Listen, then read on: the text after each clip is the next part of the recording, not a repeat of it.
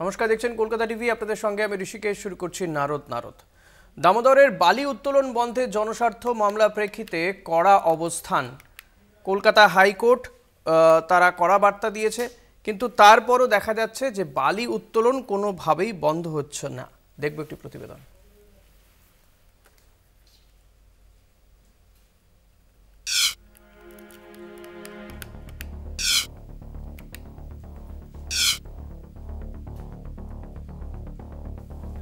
দুর্গাপুরে দামোদরের বিস্তীর্ণ এলাকা জুড়ে বেআইনি বালির রমরমা।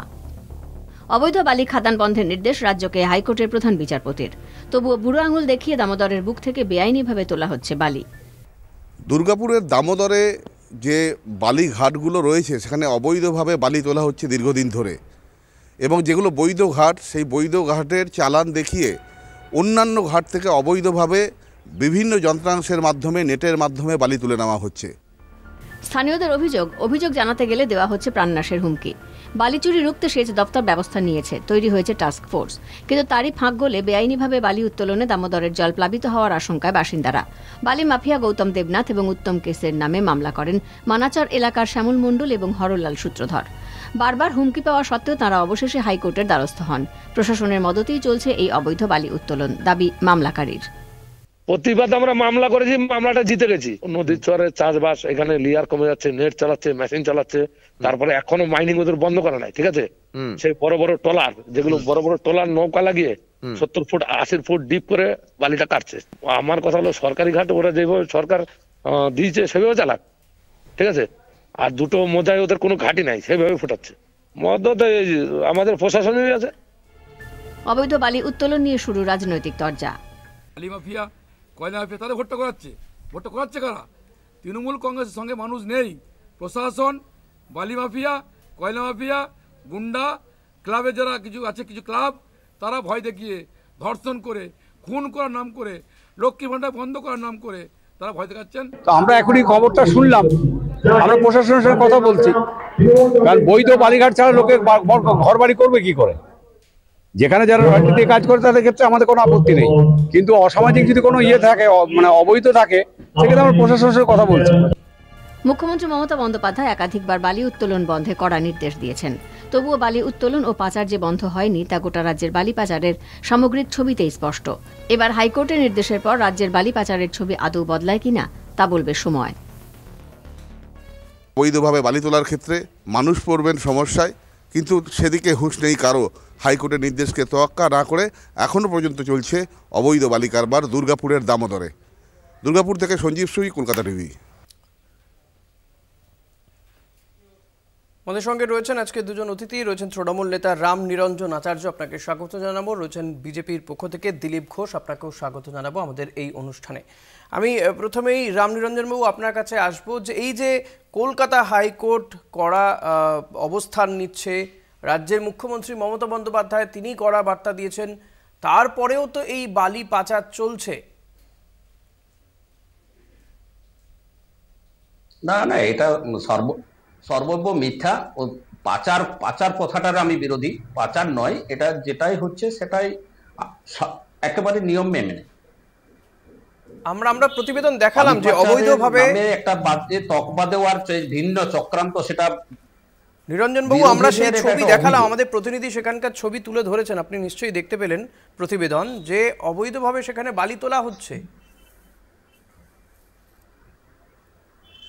না, যে বৈধ ঘাটগুলো রয়েছে, বৈধ ঘাটগুলো ছাড়া অন্যত্র জায়গা থেকে দেওয়ার ব্যাপার, অন্য জায়গা থেকে দামোদরে দেখুন, আপনি ছবি দেখতে পাচ্ছেন, অন্য জায়গা থেকে বালি তোলা হচ্ছে বৈধ ঘাট ছাড়া। না না, এটা ঠিক না। এটা একটা অভিযোগ। ঘাটের ব্যাপারটা যেটা হচ্ছে সেটা হচ্ছে নদীর যে নব্যতা সেটা হারিয়ে ফেলেছিল। সেটার জন্য সরকার বাহাদুর চিন্তা ভাবনা করেছেন যে নদীর যে গভীরতা, সেই গভীরতাটাকে ফিরিয়ে আনা, যাতে বন্যার থেকে মানুষকে রেহাই দেওয়া যায়, এবং নদীটা যদি স্বাভাবিক গতিতে সেখানে প্রবাহিত হয় তাহলে এলাকার বিভিন্ন ধরনের যে উন্নয়ন, সেই উন্নয়ন সম্ভব। স্বভাবতই এই জায়গা থেকে তাহলে যেখান সেখান থেকে বালি তুলে নিলে নদীর নাব্যতা বাড়বে, নদীর গভীরতা বাড়বে। নিরঞ্জন না না, যেখান থেকে সেখান নয় তো, নদী গর্ভের যে একটা তো বৈধ ঘাট রয়েছে, সেই বৈধ ঘাট থেকে বালি না তুলে অবৈধভাবে বালি তোলা হচ্ছে না। আমরা যে ছবি দেখাচ্ছি এতে তো যেমন সরকারের রাজস্ব ক্ষতি হচ্ছে, ধস নেমে জনবসতি ধ্বংস হয়ে যাওয়ারও একটা আশঙ্কা থাকছে। একেবারে সর্বৈব মিথ্যা। দিলীপ বাবু কি বলবেন? দিলীপ বাবু কি বলবেন? না না না, ব্যাপারটাকে দেখুন, আইনের আদালত যে নির্দেশ দিয়েছেন, আদালত তো সেটাকে এক্সিকিউট করবেন না, এক্সিকিউট করবেন প্রশাসন। বিএলআর অ্যান্ড এলআরও, পুলিশ প্রশাসন এইটার দায়িত্বে আছেন, আর তারা আজকে দলদাসে পরিণত হয়েছেন। যিনি বলছেন এমন কথা যে নদীর নাব্যতা বাড়ানোর জন্যই নাকি এগুলো করা হচ্ছে, উনি কি প্রশাসনিক কর্তা না পার্টির অন্যতম কর্তা? পার্টির বর্তমান শাসক দলের যে অর্থের যোগান, অবৈধ অর্থের যোগান যেখান থেকে হয় সেটা হচ্ছে বালি, পাথর, কয়লা, গরু, নানা রকম ভাবে। তো উনি আমার মনে হচ্ছে সেই শাসক দলের একজন কর্তা, আর শাসক দলের কর্তা হয়ে তিনি জানেন না যে নদীর নাব্যতা যেটা বাড়াতে হয় সেটা প্রশাসন করবে। তার জন্য ডিএম আছেন, এসপি আছেন বা প্রশাসনিক কর্তারা আছেন, তারা নদীর নাব্যতা বাড়াবার চেষ্টা করবেন। নদীকে যেভাবে, প্রকৃতিকে যেভাবে ধ্বংস করার খেলায় তারা খেলছেন শাসক দল, শুধু অর্থের লালসায়, চোর ডাকাত গুন্ডা বদমাশদের নিয়ে। আদালত আজকে নির্দেশ যে দিয়েছেন, সেই নির্দেশকে আমি বলবো প্রশাসনিক কর্তারা সম্মান দিয়ে অবিলম্বে এই কাজ বন্ধ করুন, তাহলে প্রকৃতি ধ্বংস হবে, মানে সমাজ ধ্বংস হবে, মানুষ ধ্বংস হবে, নদী আজকে জনবসতি ধ্বংস হয়ে যাবে। আরে ওনারা তো সবসময় এই ধরনের প্রকৃতি তো আর মানুষকে বাদ দিয়ে নয়, গ্রামকে বাদ দিয়ে নয়, গ্রামের মানুষ প্রতিনিয়ত আমরা শুনছি যে এইরকম অবৈধ ভাবে বালি তোলার ফলে হাইকোর্টে মামলা হচ্ছে, জনস্বার্থ মামলা, তার পরিপ্রেক্ষিতে হাইকোর্টে জনস্বার্থ মামলা হয়েছে, তার পরিপ্রেক্ষিতে হাইকোর্টে কথা বলছে 3 মাসের মধ্যে উপযুক্ত পদক্ষেপের কথা বলা হচ্ছে, পুলিশ প্রশাসনকে বলেছে। তারপরে এই আপনি বলছেন যে এইগুলো করা হচ্ছে পুরোটাই নদীর নাব্যতা বাড়ানোর জন্য, যত্রতত্র ভাবে বালি তুলে নেওয়া, নদীর নাব্যতা বাড়বে তাতে? শুধু নদীর নাব্যতা নয়, সেই সঙ্গে এই যে বালির প্রয়োজনীয়তা রয়েছে, সেই প্রয়োজনীয়তা সরকারি বাড়াবে কে? নদীর নাব্যতা এভাবে বাড়ানো যায় নাকি?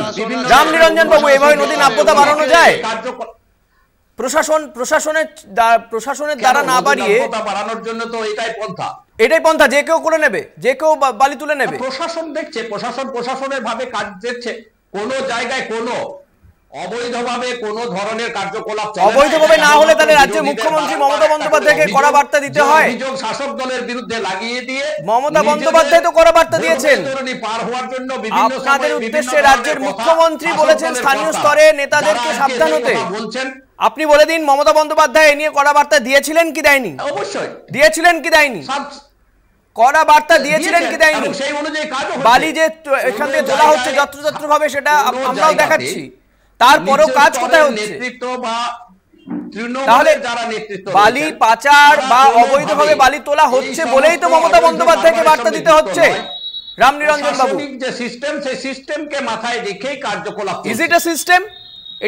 এটা যেটা দেখাচ্ছি আমরা, এটা সিস্টেম? এটা সিস্টেম দিলীপ বাবু, এটা সিস্টেম?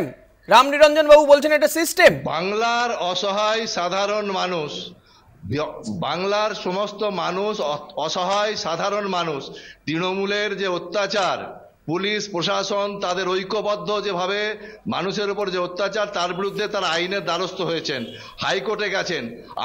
আমি মনে করি যে হাইকোর্টের অবিলম্বে উচিত ওই সমস্ত এলাকার বিএলআরদেরকে শোকজ করা এবং ওই এসপি ডিএমকে শোকজ করা এবং অবিলম্বে তাদেরকে ডাইরেকশন দেওয়া, তাদের বিরুদ্ধে প্রশাসনিক কর্তা ব্যক্তিদের বিরুদ্ধে অ্যাকশন নেওয়া উচিত অবিলম্বে।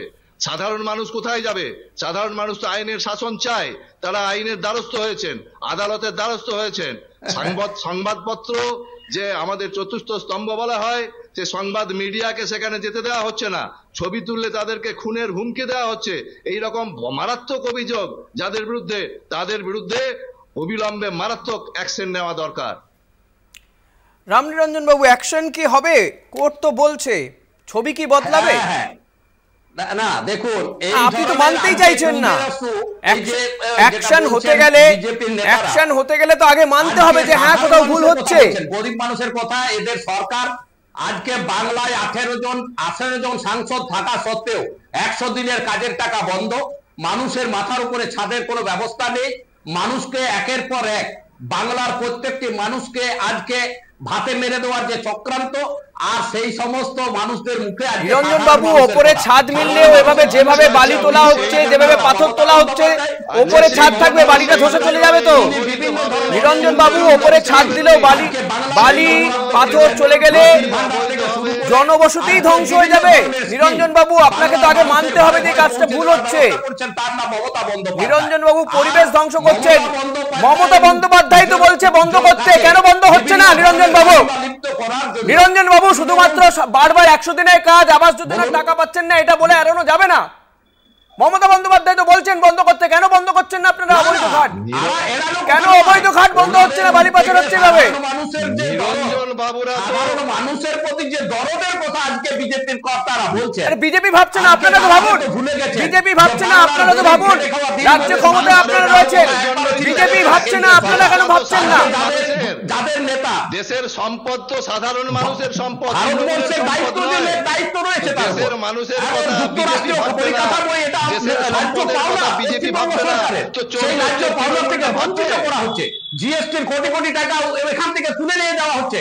রামনিরঞ্জন বাবু বিজেপি ভাবছে না, 18 জন সাংসদ, দেশের সরকার ভাবছে না, আপনারা কি করছেন? রামনিরঞ্জন বাবু আপনারা কি করছেন? এ রাজ্যের শাসক দল আপনারা, এ রাজ্যের শাসন ক্ষমতায় তৃণমূল কংগ্রেস, তারা কি করছে তাহলে? আমি রামনিরঞ্জন বাবু শুধু নিজের কথা বলে গেলে হবে না, কথা শুনতে হবে। রামনিরঞ্জন বাবু আমি আপনাকে কথা বলতেই দেবো না, যদি কথা না শোনার অভ্যাস করেন, কথা বলতে দেবো না, কথা শোনার অভ্যাস করুন প্লিজ। রামনিরঞ্জন বাবু প্লিজ, রামনিরঞ্জন বাবু কথা শোনার অভ্যাস করুন। আপনারা শাসক দল, কথা শোনার অভ্যাস করুন। সাধারণ মানুষ বলছে সেখানে অবৈধভাবে বালি পাচার হচ্ছে, অবৈধ ঘাট থেকে বালি তোলা হচ্ছে। রামনিরঞ্জন বাবু আপনাকে কথা শুনতে হবে, রামনিরঞ্জন বাবু আপনাকে কথা শুনতে হবে, নাহলে আমি আপনাকে কথা বলতে দেবো না, মিউট করে দেবো প্লিজ। রামনিরঞ্জন বাবু কথা শোনার অভ্যাস করুন, কথা শুনুন আগে। শাসক দল, মানুষের কথা শুনুন প্লিজ। রামনিরঞ্জন বাবু বিজেপি ভাবছে না, 18 জন সাংসদ ভাবছে না, দেশের সরকার ভাবছে না। দিলীপ ঘোষ প্লিজ আপনি দাঁড়াবেন। দিলীপ দা প্লিজ, আপনারা কি করছেন? রাজ্যে কত বছর ক্ষমতায় রয়েছেন, কেন আপনারা মানুষের কথা ভাববেন না? কেন এইভাবে অবৈধভাবে বালি তোলা হবে? জনবসতি ধ্বংস হয়ে যাবে, কোথায় যাবে মানুষগুলো? আপনি বলছেন ছাদের টাকা দিচ্ছে না, আবাস যোজনার টাকা দিচ্ছে না, বাড়িতে দাদা নিচে থেকে বেরিয়ে চলে যাবে। আবাস যোজনার টাকা দিয়েও বা হবে কি? নেত্রী নিজ উদ্যোগে আজকে সেই সমস্ত গরিব মানুষদের 100 দিনের টাকার যে গ্যারান্টি প্রকল্প দিয়েছেন, তার নাম মমতা বন্দ্যোপাধ্যায়। মানে যাই বলবে তাতেই 100 দিনের টাকা। গরুর রচনা শিখে নিয়েছেন আপনারা। রামনিরঞ্জন বাবু আপনারা গরুর রচনা শিখে নিয়েছেন। বালি পাথর কয়লা যাই বলা হোক 100 দিনের কাজের টাকা, যাতে 100 দিনের কাজের টাকা পাচ্ছেন। আর এখানে যেই শ্রমিকগুলো কাজ করাচ্ছেন যাদেরকে দিয়ে, তারা তো অবৈধ কাজ করছে, তারা তো অবৈধ কাজ করছে।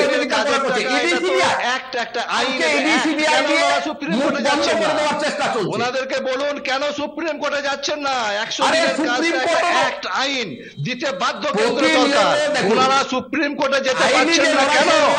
চুরি করেছেন, ডাকাতি করেছেন, সেই জন্য যেতে পারছেন না। লজ্জা করে না?